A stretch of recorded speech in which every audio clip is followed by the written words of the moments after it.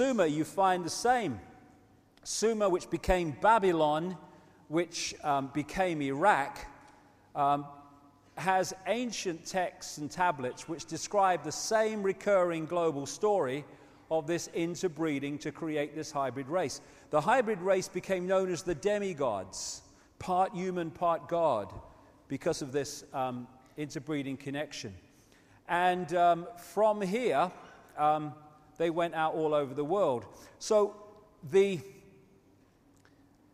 invasion of Iraq and the occupation of Iraq now is not just about oil. It is about oil on one level, yes. It's about many things. But it's also because that area of land, Mesopotamia, the land between two rivers, is considered of great significance to these bloodlines for historical reasons, because that's where a lot of them came out of. So this hybrid bloodline went off across the world, up into Northern Europe. It became the power behind the Roman Empire and the creation of the Roman Church, which became, of course, global Christianity. Much more about that as we go along. And everywhere it went, it became the royal bloodline, the elite bloodline, the one that became the leaders and the kings and the queens, and also the people in charge behind the scenes. And it interbred with other such bloodlines in Northern Europe to become the royal families and aristocratic families of Europe. Then, because of the European empires, particularly the British, but the French and others too, but particularly the British, we had global Babylon, global Sumer, the global elite bloodline expansion.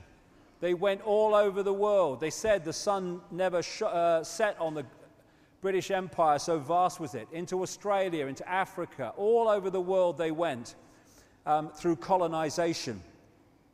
And then we had this sleight of hand called independence for the former colonies, but it was only independence on the surface.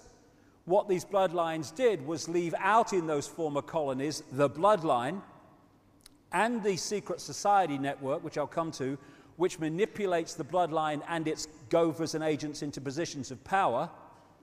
And they've gone on controlling those countries ever since.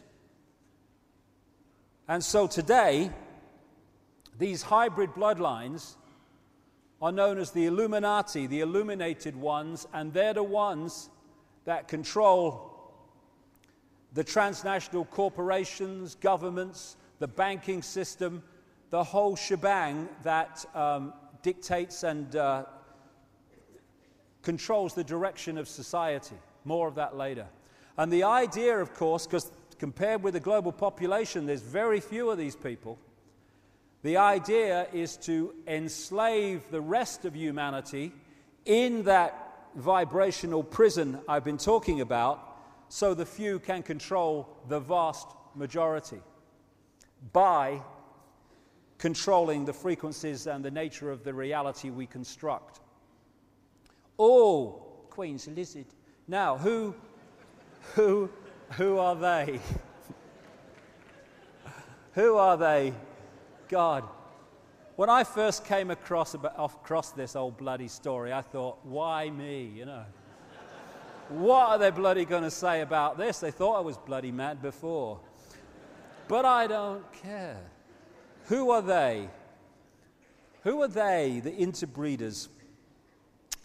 I never went looking for this, but over years and years, starting in about the mid to late 1990s, as I traveled around the world talking to no bugger at the time, I came across increasingly large numbers of people who told me this recurring story from different points of perspective, and many of them who'd experienced it, a quote on the inside, that this interbreeding was between a reptilian-type race and humans, and they had created a hybrid bloodline. And it was this bloodline that was occupying the positions of power across the world. So not a racist thing in terms of earth races, because these buggers interbred all over the world. As Credo Mutwa, the Zulu shaman, told me, A lot of the black political or black leaders and prime ministers that were put in positions of power after the colonial powers apparently left, their bloodline went back to the same source, according to him. It's all over the world. It's not a racial thing from an earth point of view. Now, again, going back to the first section, these people don't see interbreeding like we see interbreeding. They are creating a software program.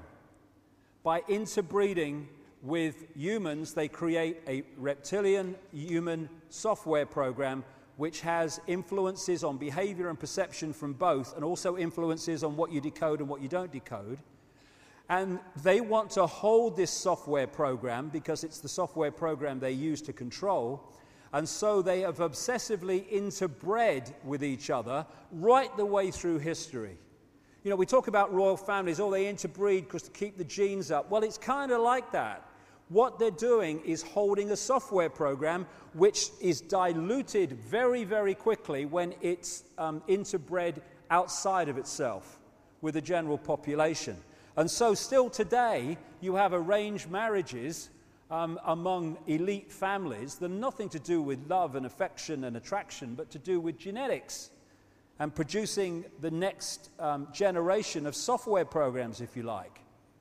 And these ancient cultures, they all have their stories of this interbreeding between a reptilian race, and it's not all reptilian, but this seems to be a predominant factor, and humans. In fact, the ancient emperors of China used to claim the right to be emperor because of their descendants from the serpent gods. Everywhere you find this reference in different phrases and names to the serpent gods. And out of here, the Sumer, Egypt, Babylon area, came some of the most significant bloodlines, which then moved up across the world to become the ruling, controlling families of today. And like I say, all over the world you find the serpent symbolism, the serpent stories, and the worship of the serpent is the oldest religion. They found, I think it was last year sometime, close to the Kalahari Desert, or around the Kalahari Desert in South Africa, evidence of serpent worship 70,000 years ago. And it does go back that far because these guys have been around that long. When I started coming across this, first of all, in what you might call the Western world, where I was meeting these people who'd had these experiences and come across this information, I then went to South Africa to speak, and I got contacted. This is why he contacted me originally, Credo Mutwa. And he said, how do you know about the Chitahuri? Because he just read the book, The Biggest Secret, which was the first time I introduced this. Who the hell's the Chitahuri? And it translates as the children of the serpent or the children of the python. And this is a painting by Credo Mutwa from ancient and modern descriptions of these Chitahuri. Although it's only one type, just like with humans, there's many, many types. And he told me that when he was first initiated into this shamanistic knowledge, long decades and decades ago now, he learned about the Chitahuri. And he said that when the colonial powers came in, here we go again, the British and the Dutch, but particularly the British, through people like Cecil Rhodes, they, in his words, milked the minds of the shaman and then killed them. And they tried to take all this knowledge out of circulation, and it went underground and into their own version of secret societies in South Africa to keep this knowledge alive. And this is where he came across the story of the Chitahuri, although he's seen a lot since to confirm the validity. He also showed me this. This is the necklace of the mysteries, which he, as the inheritor of this shamanistic knowledge, has the right to be given. And it's mentioned in accounts 500 years ago, and he reckons it's at least 1,000 years old. And what he does, because he's the official storyteller of the Zulu nation, of the verbal knowledge, and he has symbols on this necklace of the mysteries which tell the story of Africa and African people and African history. And on pride of place is a non-human figure with a big willy and a woman, and this is their symbolism for telling the story of the interbreeding between humans and this non-human race. Now, interestingly, this willy is now copper, but in the original, it was gold before it was stolen for money. And, of course, then you go back to ancient Egypt, and one of the prime stories of ancient Egypt was of the sun god Osiris with the golden penis. And all that connects into this Sumerian knowledge and this South African knowledge, and it's all to do with the interbreeding. Obelisks, the obsession that Freemasons have with obelisks and stuff, same thing. The phallic symbol, the bloodline. This is the human woman as symbolized, and this is the non-human interbreeder. Now, it doesn't look reptilian. It doesn't look like anything. It looks strange. And I asked him, why does it look like that? And he said, because the Chitahuri said that they must never be depicted as they really are, or they would, anyone that did it would be killed. So he said what they did was depict them as obviously not human, but not looking like they really did, for that reason. Although you still can find some. This is a reptilian baby and woman or goddess, which was found in graves in the Ubaid culture, which preceded Sumer in that same part of the world that we now know as Iraq. There's some more images of it. Again, the serpent worship is all over the world.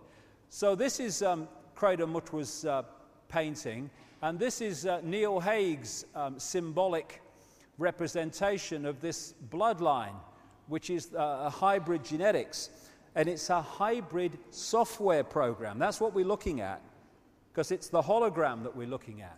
And around the world, you see symbolism, and when you start to come across this information, it's like your kind of mind opens, and you start to see, hey, what you hadn't seen before. This bloody serpent symbolism's all over the bloody place. And you find the symbolism of the connection between human women and this reptilian race. You see the symbolism of part man, part reptile, part human, part not human. Again, there's another one. These from different parts of the world. You see a lot of symbolism in stories of humans battling the snake, same thing. And of course, in the Garden of Eden, which is a story that's told in different ways all around the world, you have the serpent. And I was on a Christian radio station a few weeks ago, and they were going on about this reptilian thing. And I said, well, hold on a second. You talk about the Garden of Eden. Do you reckon that Adam and Eve, as they are symbolically called, were actually having a chat with a snake? I mean, does that make sense? I mean, am I mad? Am I crazy? What are you talking about? Or is it more likely that the serpent is actually, or the snake is actually symbolic of something else? And a lot of the gargoyles that you find on churches that were built by the secret society, as like the Knights Templar, and the castles of these elite families have a reptilian look about them. So do many of the coats of arms and stuff that you find in the elite families and military and stuff. The City of London, just down the road from where we are, has a very appropriate symbol, because London, as the bloodlines moved across into Europe, London eventually became, and still is, one of the epicenters of the Illuminati, of these bloodlines. So you had, wherever the bloodlines go, the empires go, because they're acquisitive, they want control. So you had the Roman Empire when they were based in Rome, and they're still massively based in Rome. And when they went and located in London, you had the British Empire and that expansion and other parts of Europe.